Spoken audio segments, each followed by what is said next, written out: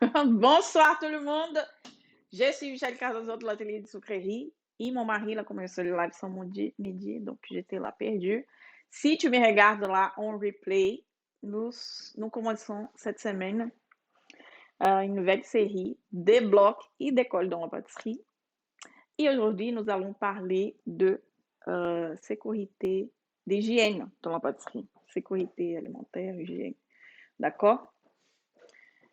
Et c'est très important ce sujet. J'aborde ici parce que j'essaie de fermer ma blouse en même temps.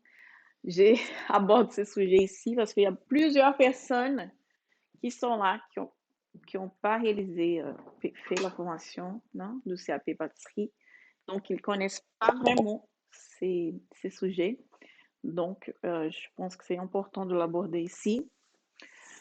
Comment ça va? Vous allez bien? Bonsoir. Donc aujourd'hui, je voulais amener ces sujets parce que c'est très important, c'est sérieux et il faut les maîtriser, il faut les savoir et surtout les mettre en pratique. OK? Donc là, le thème d'aujourd'hui, je ne sais pas si vous verrez bien, dites-moi. Donc voilà, règles d'hygiène et sécurité dans la pâtisserie. Vous allez voir, j'ai écrit super bien. Aujourd'hui, je voulais parler des démarches HACCP. Vous savez ce que c'est? La démarche HACCP, je vais écrire là en orange parce que c'est important. Donc, c'est une méthode de travail pour identifier, ok, pour définir et pour maîtriser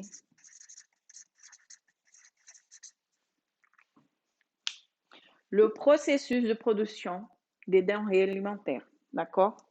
Qu'est-ce que ça veut dire tout ça? C'est que tu dois gérer là quand tu es en train de travailler, gérer, identifier les principaux soucis, possibilités de danger dans ta production. D'accord? Donc là, les dangers, tu dois identifier les dangers. Je vais mettre dans une autre couleur. Dans la production du produit que tu es en train de faire. Tu dois définir parmi ces dangers les points à maîtriser.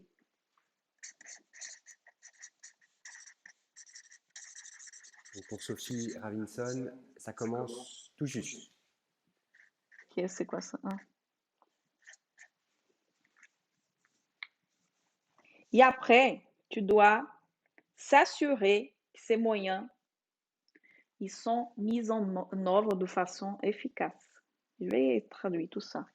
Donc là, tu vas voir si ce que tu es en train de faire, ça marche, d'accord? C'est efficace. De F. Donc, quand tu es en train, par exemple, je vais donner un exemple pour être plus facile à comprendre. Là, quand on est en train de faire le buttercream, par exemple.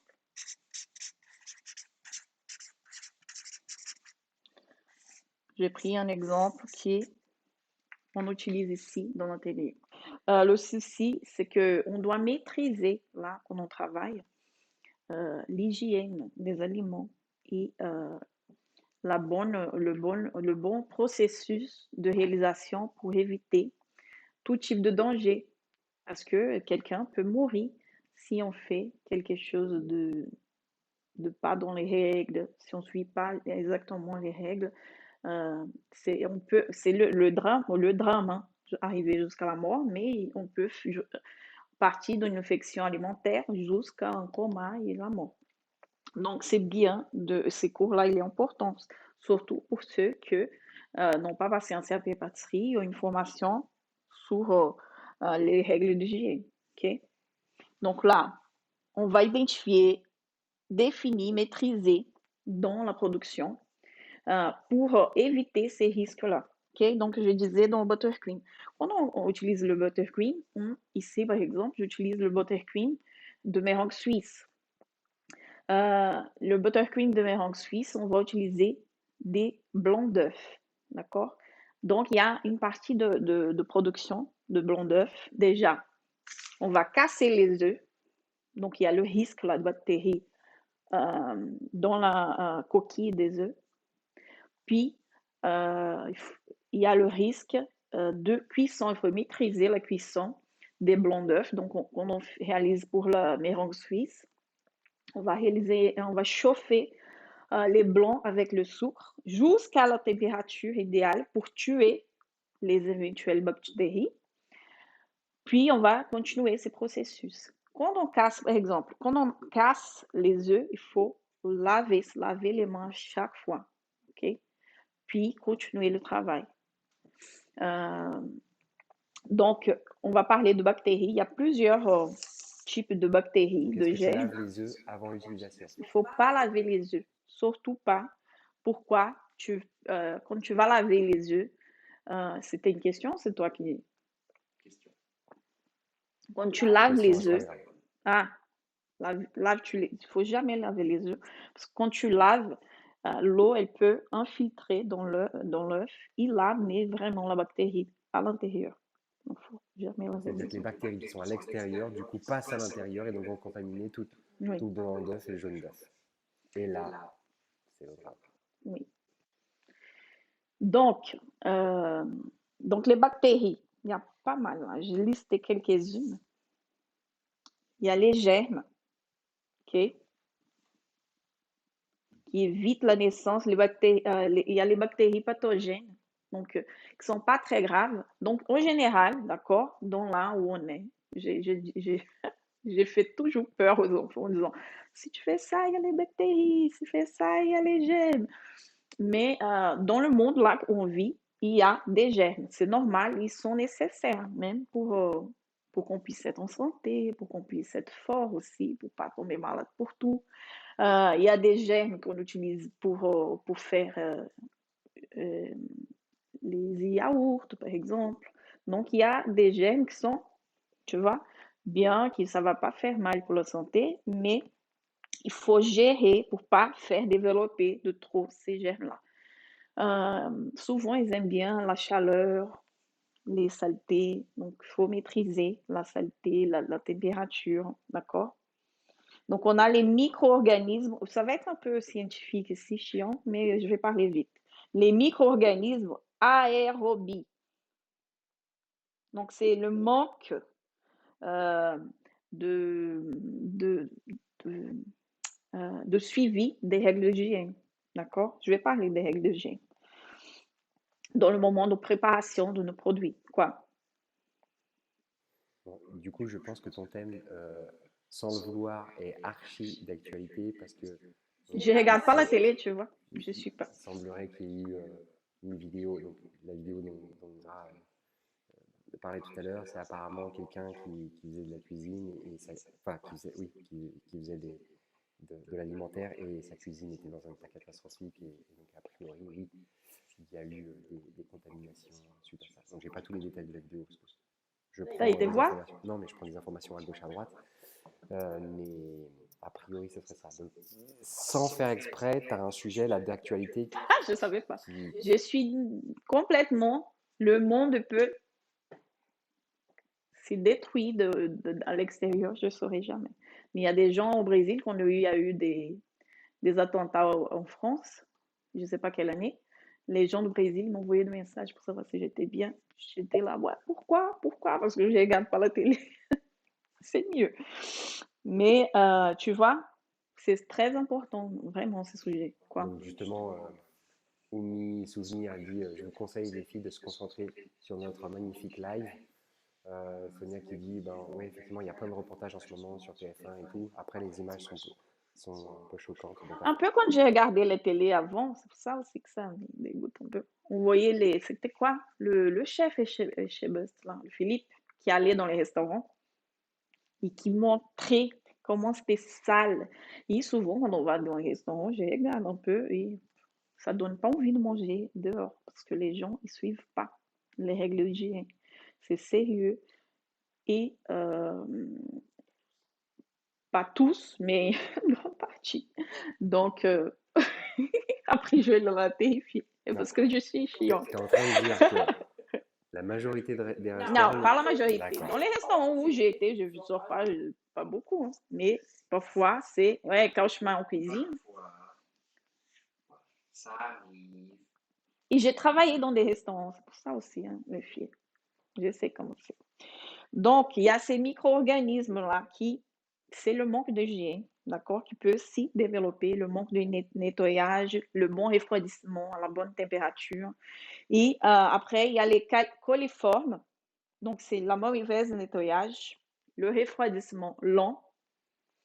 Donc, c'est pour ça qu'on a les cellules de refroidissement rapide. C'est super cher, mais il y a d'autres moyens de maîtriser pour refroidir le produit rapidement. Quoi? Est-ce que les œufs, on peut les garder, les conserver à température ambiante ou est-ce qu'il faut absolument les mettre au, au frigo? Les œufs, il faut garder au frigo. Ok. Et aussi, quand il faut pas garder les œufs sur la porte. Les fabricants d'œufs mettent, ils mettent le truc sur la porte, hein, pour qu'on mette les œufs, tous les trucs là jolis. Mais la porte, c'est là où la température, elle baisse à chaque fois et remonte. Parce que quand on ouvre, souvent ici à la maison, les enfants, ils aiment bien, hein, être devant le frigo et le truc commence. Pi, pi, pi. Mon frigo, il fait de bruit quand il est ouvert. Et là, la température, elle chute. Même ici à l'atelier, par exemple, j'ai la température tout en haut, là-haut aussi, hein, à la maison. Mais ici, c'est bien voyant. Et le temps que j'ouvre pour prendre quelque chose et ferme, la température, elle chute vite, et ça baisse vite. Donc, ça monte vite. Donc, les œufs, ça ne la passe pas bien. Il faut laisser à l'intérieur pour comme ça, il va durer un peu plus longtemps. Ok. Donc, l'œuf, toujours au frigo. Pas laver les œufs. Laisse, tu peux enlever de la boîte, parce que la boîte aussi, elle est sale, et garder dans un autre récipient. Donc, il y a les coliformes et après les coliformes fécaux. On ne lave pas les mains, on va aux toilettes, on ne se lave pas les mains et ça, on peut trouver ça dans les aliments. Donc, on y font des tests pour savoir les bactéries qu'il peut y avoir dans les aliments. Ils vont regarder ça, les germes normaux, les micro-organismes aérobies, les coliformes fécaux. Et on trouve que c'est pas possible de trouver ça, mais c'est possible. Donc ça, c'est une mauvaise, avec les coliformes, c'est une mauvaise hygiène personnelle. Ok. Comme il y a, tu laves pas les mains, tu te changes pas. Donc ça peut arriver de trouver cette bactérie. Après, il y a les staphylocoques. Donc, ils multiplient entre 30 et 50 degrés. D'accord? Donc ça vient des matières premières polluées. D'accord? Il faut, quand tu vas acheter des fraises, par exemple, qui viennent dans des caissettes, comment on appelle ça? Cagettes. Des oranges. Ici, parfois, j'achète des oranges dans les grosses cagettes. Il faut tout enlever, les laver pour garder au frais. Ok. À la maison, on fait ça aussi après jour. Par exemple, on achète des canettes. On enlève toute la partie extérieure pour mettre à l'intérieur. Il faut enlever l'emballage pour garder au frais. Parce que ces emballages peuvent être contaminés. Parce que, oui, il peut y avoir des rats, il peut y avoir des insectes. Donc, il faut l'enlever, les emballages, pour les garder. Ok. Donc là, j'achète des boîtes de beurre. Il vient dans un truc en carton. J'enlève le carton pour garder au frais. C'est quoi?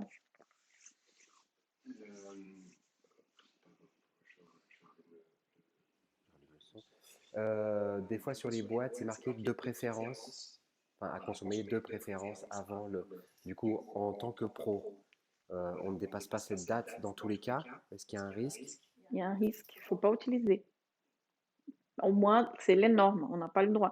Non, j'avais parlé j'avais fait ce live une fois en disant qu'on a quelques jours. Pas longtemps. Je pense que c'est 15 jours. Ok. Mais il ne faut pas passer longtemps parce que s'il y a un contrôle, tu es cuite. Il y a quelqu'un qui utilise les œufs fermiers et du coup, c'est impossible de ne pas les laver. Tu passes juste un chiffon pour lever le caca. Ok? Je sais, ma grand-mère, elle élevait des poules. Après, je vais vouloir avoir des poules ici, mais je dis que c'est impossible. Et d'ailleurs, les fruits aussi, les pâtissiers les lavent pas. Ça m'a toujours choqué. C'est On lave Zenira qui pas. dit, c'est pas hygiénique, je trouve. Les framboises, si tu laves, tu vas les tuer. Les fraises, je lave, parce qu'il y a un peu de terre. Mais les framboises, elles sont cueillies, ils mettent déjà dans les boîtes, tu vois. Donc, tu peux pas le laver. Mais les fraises, oui. Parce que les fraises, parfois, il y a de la terre, parce qu'elle est posée sur la terre. Donc là, on a parlé de Aya aussi, les anaérobies. C'est des maladies qui viennent de mauvais nettoyage du sol. Tu laves avec Javel ou bicarbonate. Quoi? Il y a un mélange qui tu peux faire. Comme j'ai lavé les fleurs, je ne sais pas si vous avez regardé déjà la masterclass, mais je vais parler de ça. Quand on lave ici chez moi, ici dans l'atelier, on a un évier, non? Donc on remplit l'évier et on met une mesure. Il y a la mesure, je vais vous dire, à la masterclass, c'est 5 ml pour 1 litre d'eau, ou 2 ml pour 1 litre d'eau, pour préparer 2 ml d'eau de javel non parfumée, d'eau de javel simple, mélangée avec de l'eau pour laver les aliments. Donc, je lave tous les aliments. Quand ça rentre à la maison, on met ici en bas, déjà dans le bac de l'atelier, ou quand j'achète ici pour l'atelier, on met dans le bac et on laisse reposer quelques minutes. Et après, on va changer l'eau. Après, je aide-moi avec les mots. Il ne fait pas attention. Il est rincé. Ok? Donc, oui, il faut laver les oranges, les citrons, d'accord? Et après, il y a les salmonelles, qui sont les plus dangereuses, d'accord? Donc, là qu'on on trouve des salmonelles, c'est de manque grave d'hygiène dans les règles alimentaires. Donc, je vais vous parler de la marche en avant. Qu'est-ce que c'est? C'est une mesure pour s'assurer, par exemple, à la marche en avant dans le temps et la marche en avant dans l'espace. Dans l'espace, c'est difficile ici, nous, de avoir ça parce qu'il fallait avoir un labo énorme. Ok. Donc, c'est une entrée pour. Ici, j'aurais pu avoir, mais une entrée, parce que j'ai tellement de portes dans cet atelier, une entrée pour quand tu fais tes achats, une entrée pour aller dans le frigo, j'ai tout ça. Et une entrée quand tu sors avec l'aliment. Ok. Ça, c'est la marche, tu as dit dans l'espace. Donc, espace et dans le temps. La plupart du temps, il faut faire celle-là parce que c'est difficile. Il faut aller avoir un labo gigantesque ou avec plusieurs portes. Ici, je viens de voir qu'on a cette possibilité de faire cela. Mais la plupart, c'est dans l'espace, dans le temps. Donc, ce que ça veut dire, quand tu vas, il y a un schéma, je ne sais pas trop écrit ici, mais genre, tu vas acheter, tu vas venir avec tes produits. D'accord? Tu fais ton achat de matières premières. Hein? Allez. Donc ici, Il y tu a arrives. Jessie Cake qui dit tiens, c'est marrant, j'ai l'impression de revoir mes cours avec toi, Michel. J'ai pas étudié cela, j'espère que je n'ai pas dit de bêtises, mais c'est à peu près ça. Tu vas acheter tes matières premières. Donc, elles viennent souiller, sale, plein de bactéries, souiller, plein de bactéries. Donc, elle va rentrer ici pour cette porte. OK? Et elle va faire un cheminement ici. Donc, par exemple, tu vas la poser sur ton plan de travail, là, qui est là. Oui, parce qu'il y a tout le labo ici. Donc, tu viens, tic, tic, tic, tic, tu vas poser ici dans ton plan de travail. Mais peut-être ces plans de Afifa qui travail, dit il faut pas de croisement. il ne faut pas croiser. Mais dans le temps, si tu croises, mais tu nettoies avant. Tu ne vas pas croiser en même temps que tu es en train de arriver avec ta matière première. Tu ne peux pas être en même temps en temps de faire ta production. C'est pour ça, c'est là qu'ici, dans l'atelier, par exemple, j'ai fait les courses de matières premières le lundi.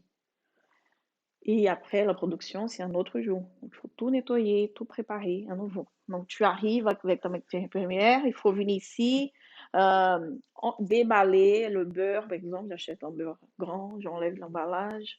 Si j'achète des fraises, j'enlève des cagettes. Si j'achète des oranges, j'enlève aussi des cagettes. Les œufs, j'achète ovoproduits, mais si tu achètes des œufs, tu enlèves l'emballage. D'accord? Et après, ce qui est de frigo, tu vas mettre au frigo. Je vais changer. Donc, tes frigos, ils sont là, par exemple. Tu mets au frigo ce qui est de frigo et au congèle ce qui est de congèle. Tchic, tchic, tchic, tchic, tchic. Tchic, tchic, tchic, tchic, tchic, tchic. Je suis mauvaise pour le dessin. Après, vous voyez là. Donc, frigo, congèle.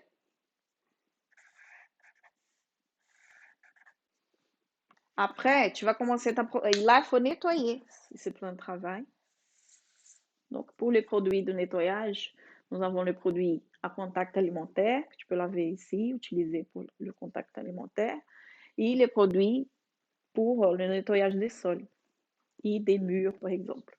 Mais il y a les produits, j'ai mes produits là, je ne sais pas s'ils sont là, ils sont de l'autre côté, mais j'ai un produit pour le lave-vaisselle qui est lié déjà à mon lave-vaisselle. J'ai des produits pour le plan de travail qui est de contact alimentaire. J'ai des produits spéciaux pour laver par terre, d'accord? Donc, il y a tous ces schémas-là de produits, schémas de produits. Là, tu vas laver, nettoyer ton plan de travail pour, après, quand tu vas faire ta production, pouvoir réutiliser. À la maison, parfois, il y a des gens qui font à la maison, il faut faire attention parce que parfois, on utilise le même frigo. Il ne faut pas utiliser le même frigo. Parce que dans ces frigos-là, dans nos frigos, on a des viandes, des poissons. Mais je suis en train de parler. Donc, on a des produits qui peuvent infecter le gâteau, par exemple. Si tu viens là, ta viande, ta poisson, tu as des choses que tu n'as pas enlevé l'emballage, tu viens et mets ton gâteau au même endroit, ton produit peut être infecté pour ces produits-là. C'est pour ça qu'on dit qu'il faut un frigo spécial pour ton travail. Il ne faut pas mélanger. Donc, ça, c'est la chose la plus urgente à préparer. Une autre chose que je vais dire ici, parce que les gens vont dire que je suis chiante, mais c'est la réalité, d'accord? Vous qui faites de la pâtisserie à la maison et vous avez des chiens, des chats, des animaux, c'est mort. C'est mort. Tu peux pas. Je suis désolée. Parce que il y a des poils de partout. Je voulais avoir des chiens. C'est pas vrai. Si, bref, moment, mais quand je pense que je dois sortir ces chiens pour faire caca, j'ai oublié. Mais là, par exemple, je peux pas. Mon labo est accouplé à la maison. Les poils, ils vont partout. D'accord? Donc, si tu as des chiens, des chats, c'est super compliqué. Ok? Quoi? Vous entendez? Après, je dis que je parle. Parce que ça peut contaminer, les poils peuvent contaminer tout ton plan de travail, tout ton frigo, partout. D'accord? Donc ce serait dommage d'avoir un gâteau qui est super joli, qui est super bon, mais qui te rend malade. Et je vois beaucoup de personnes qui font des gâteaux et qui ont des chats, des chiens, de tout. Et qui font ça à leur maison. Et ça, c'est dangereux parce que les poils, c'est pas propre. Hein. Moi, à un moment donné, il y avait une pâtisserie à Savigny qui avait des chiens. Ils venaient dans leur labo parce qu'on voyait le maître pâtissier là-bas, un chien. Et on a arrêté d'aller là-bas acheter jusqu'à ce que ça soit vendu. Maintenant, on revient. Parce que j'ai déjà trouvé, il a pris, je vais l'aller, cachette, parce qu'il est à côté, c'est pas loin. Il faut pas dire. Et il allait en cachette. Et après, on identifiait déjà l'emballage. On disait, mais non, t'as été là-bas. Et là, un jour, j'ai trouvé un poil de chien euh, sur le pain. D'accord. Hein? On n'est pas tombé malade, mais ça donne pas envie de manger. Mais non, mais ça peut être, je dis d'un poil, mais comme il y a c'est un poil, je dis là. Mais comme tu as des chiens de chat, le poil, il va partout. D'accord? Donc, si tu choisis de faire de la pâtisserie, il faut trouver un moyen, il faut trouver un autre endroit, ok? Pour faire ta pâtisserie. Il faut pas faire ça à la maison, c'est super dangereux. Et une autre chose, quand tu as un labo, il y a, donc ici, je parlais de nettoyage. Je vais finir là parce que j'ai pas commencé à parler. Là, tu viens avec ta fabrication. On va dire que là, tu as un espace exclusif là, j'ai un truc ici que je peux mettre tous les achats. OK? Donc, tu as cette petite table-là pour venir avec tes matières premières. Après, tu viens ici. J'ai mis vers ici, mais il fallait vers, par exemple. Là, tu as ta table ici de production. Donc là, tu vas produire tes gâteaux. Si c'est pas la même, il faut faire un nettoyage complet parce qu'elle peut être pleine de bactéries. Et après, tu as une porte ici pour la sortie où le client il viendra ou tu vas amener ta, ta matière première, ton gâteau prêt, ok, tes pâtisseries. Donc, il y a ces croisements là. Il ne faut pas croiser au même moment ton gâteau qui est prêt. Quoi? Donc, tu as ton gâteau prêt là. Il y a Sonia qui dit que elle avait un médecin qui avait son chien pendant qu'il bossait et il venait en cabine quand il nous auscultait. Je ne supporte pas ça. Je ne vais pas parler des chiens ici parce que vous allez être sensibilisés. Donc ton gâteau, il est là. Donc, il ne faut pas aller dans cette table-là avec ton gâteau. D'accord? Parce que ça peut croiser les bactéries. Donc, on dit que c'est la marche en avant dans le temps. Donc, tu achètes tes, tes, tes achats, ta préparation de, de ta matière première et tout que tu as acheté. Tu mets ici sur la table pour préparer pour aller au frais et tout. Après, il faut bien nettoyer, bien laver pour après réutiliser pour la préparation de tes gâteaux, oui, pour la préparation de gâteaux, d'accord? Et aussi, par exemple, tu vas casser les œufs. Ensuite, il faut laver le plan de travail, parce qu'on ne casse pas sur la casserole, on va casser sur le plan de travail. Et après, laver les mains, nettoyer le plan de travail, ok? Là, les clients qui m'envoient des messages en ce moment pour commander des gâteaux. Donc, il ne faut pas croiser ici. Ok? Quand le gâteau est prêt ici, il ne faut pas croiser de partout. Donc, si vous faites ça à la maison, que tu dois aller dans la chambre, dans la cuisine, je ne sais pas où, pour sortir avec le gâteau, c'est mort. Parce que dans ces schémas, il y a plein de possibilités que le gâteau soit contaminé.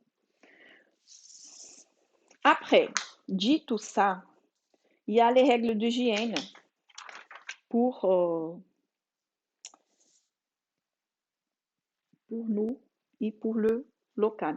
Donc, les règles d'hygiène pour nous, ça commence déjà avec nos vêtements. Donc, le vêtement, là, ici, je suis dans mon atelier, je fais plus de gâteaux. Là, j'ai les cheveux quand je fais ça, les lives, c'est d'accord? C'est parce que c'est le live, c'est pas quand je suis en train de faire pour les clients. Parce qu'il ne D'ailleurs, faut quand tu pas. fais une recette, quand tu fais une recette, une déco, généralement, tu as ta blouse. Donc, je vais parler de ça, les vêtements. Tu peux pas utiliser le même vêtement que tu utilises pour sortir, aller faire tes achats, aller se balader ou dormir. Il faut arriver dans le labo quand tu vas faire ton gâteau. Il faut changer tes vêtements, ta blouse, d'accord? Il faut utiliser ces vêtements que dans l'atelier. Les chaussures, les chaussures spéciales labo, d'accord? Ça, c'est pas cher. T'as pas besoin d'acheter crocs. Tu achètes, c'est là, j'ai acheté chez Carrefour, c'est mieux même, parce que l'autre, super lourd.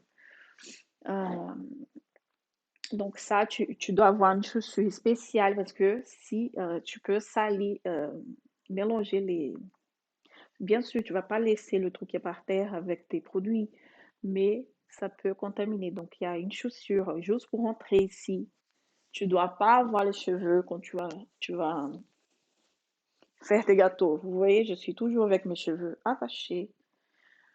Il faut pas utiliser de vernis dans les ongles. Ça, c'est la chose la plus dure pour moi parce que j'avais les ongles plus lourds, longs au Brésil et je faisais les ongles toutes les semaines chez moi au Brésil. Quand je suis arrivée ici, j'ai commencé à faire des gâteaux, plus jamais. Ça, c'est le plus dur pour moi. Parce que quand on fait des gâteaux, on ne peut pas avoir des vernis, ni les brillants là, rien, ni les ongles longs. Il faut les couper les ongles et là, tu vois, quand je fais les ongles, quand je vais en vacances.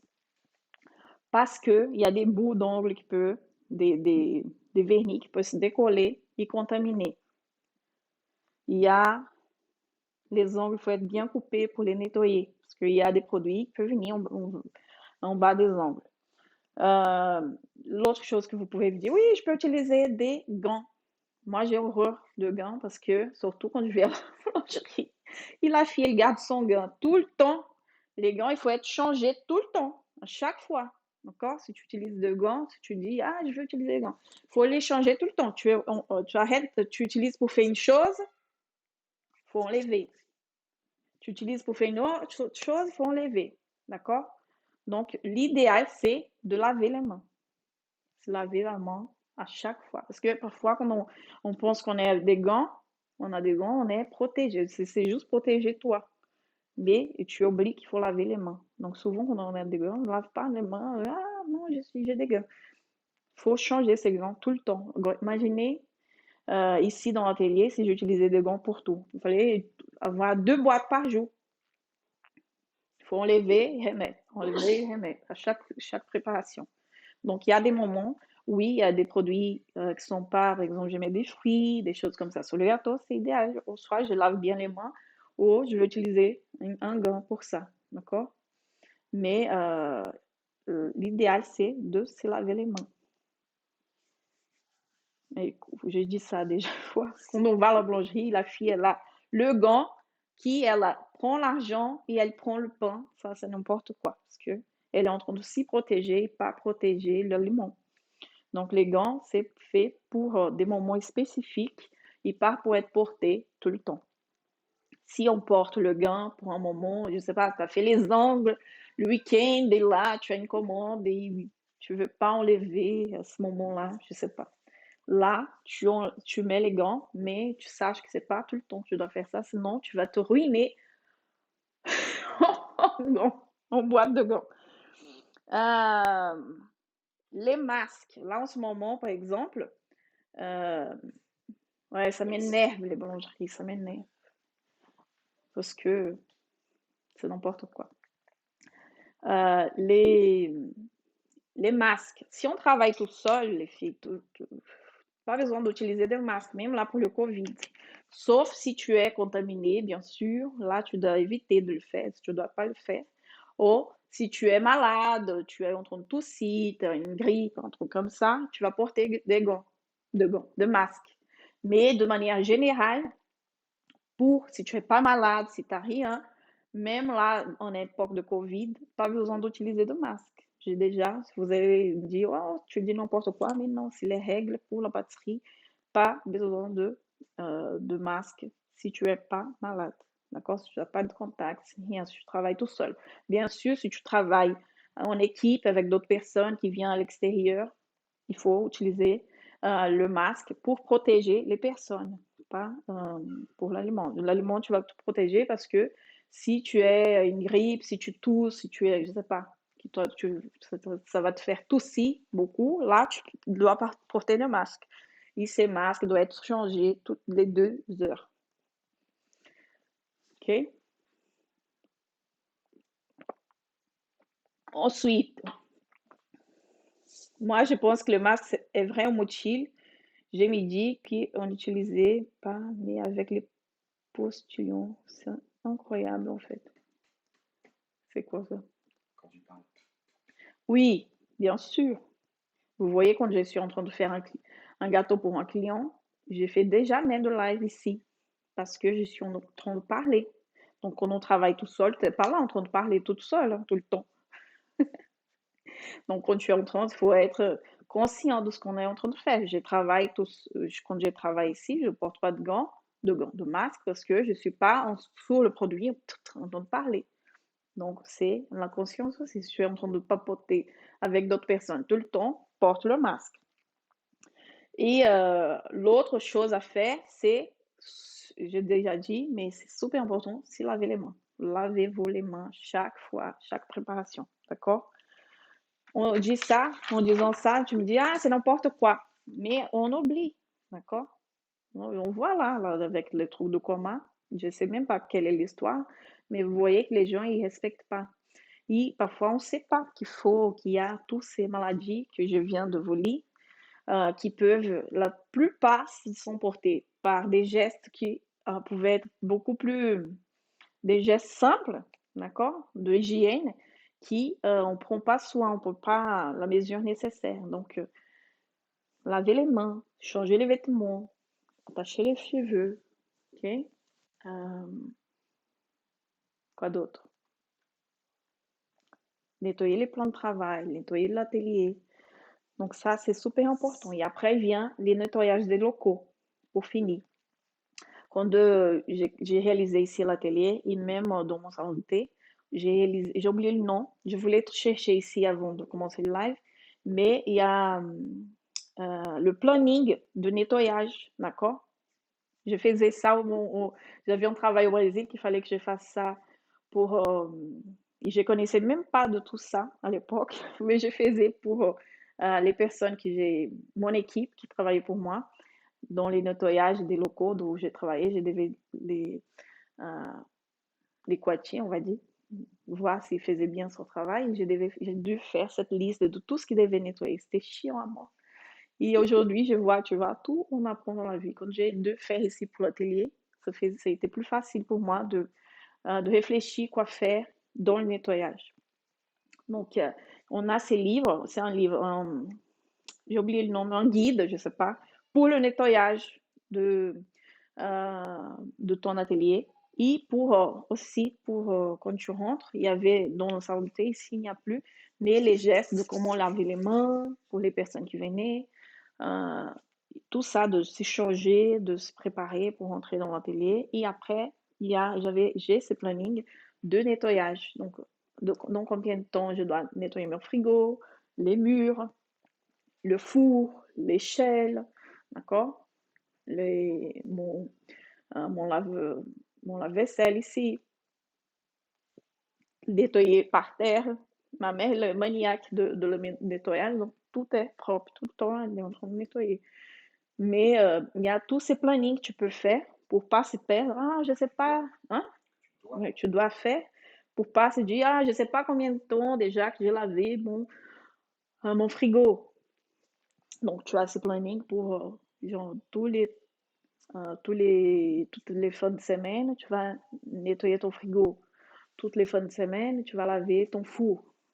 Le soir, avant, quand tu finis, mon lave-vaisselle ici, il doit être nettoyé. D'accord? Enlever, laver pour qu'il soit propre. Euh, et ça, tu peux faire ce planning de nettoyage. Donc, pour le plan de travail. Donc, j'ai déjà partagé ici le guide de hygiène. Là, c'était plus pour, non, j'étais pour le nettoyage aussi. Le guide de j'ai oublié, je l'ai tout à l'heure, de bonnes pratiques de hygiène. C'est sur mon Telegram si vous voulez euh, les télécharger. Donc, c'est hashtag l'atelier de sucrerie. Mon Telegram, je profite là. Regarde. Hashtag l'atelier de... Hein? Ah, mon Dieu. Sucrerie. Ok? C'est tout petit, mais c'est le nom de la page là. Hashtag l'atelier de sucrerie. Vous allez sur Telegram, il y a le loop, vous cherchez, vous allez à trouver mon Telegram de l'atelier, pas de la masterclass. Et là, il y a plein de recettes et tout. Mais il y a ces guides, vous cherchez, il y a le guide d'hygiène. Donc, il y a les fiches que vous pouvez euh, l'utiliser et prendre comme base pour réaliser vos fiches de, par exemple, j'ai parlé de la fiche technique la semaine dernière. Donc, il y a la fiche technique et là, tu as la maîtrise aussi de se laver les mains, nettoyer le plan de travail. Il y a cette fiche spéciale pour quand tu vas commencer le travail, ce que tu dois faire, nettoyer le plan de travail. Ou en fin de service, qu'est-ce que tu dois faire? Laver le plan de travail, laver par terre, nettoyer ton four. Il y a plein de choses qui, si on ne fait pas ces plannings, on peut oublier. Donc, j'ai fait ça. Comme j'ai dit, si vous êtes en train de commencer, c'est bien de faire ça maintenant, parce qu'après, on n'aura pas le temps. Donc, j'ai fait ça au départ de l'atelier. Et quand j'ai ouvert mon salon de thé aussi, j'avais fait cette fiche. Donc, vous devez faire cette liste de guides pour vous guider euh, pour les règles d'hygiène, d'accord? Pour vos labos, pour votre espace. Même si vous faites ça à la maison, c'est très important. Ok. Je dis à la maison parce qu'il y a des gens qui font ça dans un autre pays, d'accord? En France, c'est obligatoire d'avoir le labo, même si on fait des beaux poufrons à la maison. Mais par exemple, tu es au Maroc, en Algérie, peut-être c'est pas cette obligatoire, ce soit pas obligatoire. Et quand on fait ça à la maison, au Brésil par exemple, les filles font ça à la maison, donc chez elles. Donc il faut aussi suivre ces règles-là, d'accord? Pas réaliser en tant que tu es en train de faire ton dîner et faire le gâteau en même temps. Parce que là, les enfants, je sais, mes enfants, si je les laisse ici, ils vont vouloir mettre les doigts partout. Et les enfants, ils sont là, ils viennent avec leurs mains sales, ils touchent de partout, c'est pas bien. Ok. Donc, quand mes enfants ils viennent ici, après, il faut tout nettoyer, tout préparer à nouveau. Quand je suis en train de travailler, ils ne rentrent pas ici, on a une clé sur la porte, ils ne peuvent pas rentrer. Parce que sinon, ils vont me voler tout mon chocolat aussi. C'est vrai, ils viennent là, regarde, chocolat. Donc, si vous faites ça chez vous, faites attention, au moins achetez un frigo spécial pour la pâtisserie et cuisinez pas en même temps que vous faites des gâteaux. Quoi? Il y a Zor qui dit, mais ça doit se faire également dans le quotidien, pas que quand on fait de la pâtisserie en soi. On est d'accord. Oui, Sauf qu'après, dans le quotidien, bon, il y a des choses où tu vas pas forcément le faire ce jour-là, tu vas le laisser pour le lendemain, etc. Là, c'est obligatoire. Oui. faut tenir, euh, faut tenir la cadence. Mais par exemple, c'est super important ce thème parce que vous voyez, je ne savais même pas que dans l'actualité c'était comme ça. Et vous voyez quelle peut être la gravité de ce sujet. D'accord? J'ai été quand j'ai commencé à faire des gâteaux, j'avais été à un mariage et j'avais amené les cupcakes à l'époque. On avait fait une tour de cupcakes. Et il y avait un pâtissier aussi qui avait fait euh, une pièce montée de choux. Plus de la moitié de mariage, on n'a pas été malade, mais la plus de moitié de mariage est tombée malade. Ça, c'est des années. J'ai été présente. C'était la seule fois où j'ai été dans un truc où il y avait eu des gens malades. Donc, cet ami nous a appelés pour savoir si on avait été malade aussi. On n'a pas été. Il nous racontait que la moitié de mariage de ses invités ont été une infection alimentaire parce que par la pièce montée de choux, ils pensent que c'était ça. Euh, il y a des gens qui ont tombé malades. Donc, c'est très important de maîtriser de chaque étape pour le nettoyage, soit de plan de travail, soit maîtriser la préparation des produits et aussi suivre la date de validité, d'accord? Quand on fait par exemple une chantilly, c'est différent le temps de validité de une ganache, d'accord? Parce que dans le chantilly, on va fouetter euh, la crème, il va incorporer de l'air, dans ce lait, il peut avoir de bactéries, donc ça réduit le temps. C'est pour ça que le temps est réduit de validité d'une ganache, par exemple, simple, que d'une crème chantilly. Donc ça va avoir une validité plus réduite qu'une ganache. Donc si tu fais un gâteau on chantilly et un gâteau avec la ganache, le gâteau avec ganache va durer plus longtemps. Donc, souvent, les gens me demandent, mais est-ce que ça, c'est possible dans la pâtisserie, dans le cake design? Est-ce que je peux utiliser cela? Cela, tout dépend, d'accord? De la maîtrise que tu vas faire, de comment tu vas stocker ton produit, comment le client va l'amener, comment, quel type de décoration, combien de temps ces gâteaux vont rester au frigo pendant que tu le décores. Tout ça, ça rentre en jeu quand tu vas aussi choisir la garniture de ton gâteau et le type de décoration. Ça, il faut être d'accord, savoir pour pouvoir conseiller ton client. Ok? Parce que si le client il veut une crème chantilly et après il veut un gâteau tout peint à la main, c'est pas possible parce que ça va passer des heures à peindre le gâteau à la main. Et, euh, sauf si tu mets ton labo congelé, et là tu froid, la température de frigo, et là tu mets une veste et tu pourras le faire. Ok? Après, Comment tu fais, enfin, avec toutes ces problématiques tu vois, qui peut y avoir tout le temps, comment tu peux être sereine quand tu fais ton gâteau, etc. bah, je suis les règles, hein, tout simplement. Hmm. Donc, si tu suis les règles, il n'y a pas de souci. Ça, Bon, les histoires qu'on voit par là, c'est, tu vois, quand je vais en cuisine, il y a plein comme ça. C'est vrai. Après, je vais dire, tu exagères, mais non. Ok. Et par j'ai exemple, pas dit que tu exagérais. J'ai dit que dans tes propos, tu disais non, tous, pas et c'est tous. pas Non, pas tous. tous, mais une grande partie. Après, je tourne les yeux. Et après, il y a aussi des questions d'assurance. Quoi? Généralement, tu as une assurance en tant que pro, tu as une assurance. Oui, en professionnel, j'ai des assurances. Donc, si par hasard arrive un souci, je suis assurée. Au moins, je ne vais pas en prison, peut-être. Ce qui est comme moi, oui. Ok, mais c'est très sérieux d'utiliser les produits dans la validité, de suivre les règles d'hygiène, de préparer les produits dans la validité que, euh, par exemple, ce que je viens de dire de la chantilly, d'accord, de la crème pâtissière, on peut utiliser, mais suis la bonne façon de réaliser et le temps de rester hors frigo ou pas. Parfois, si tu suis toutes les règles d'hygiène et qu'il faut, et c'est le client qui prend lui-même des risques. J'ai une cliente qui avait congelé un de mes gâteaux, il a mangé 3 mois après. Ça dépend de son frigo. Si tu n'as pas congelé ton produit, ok?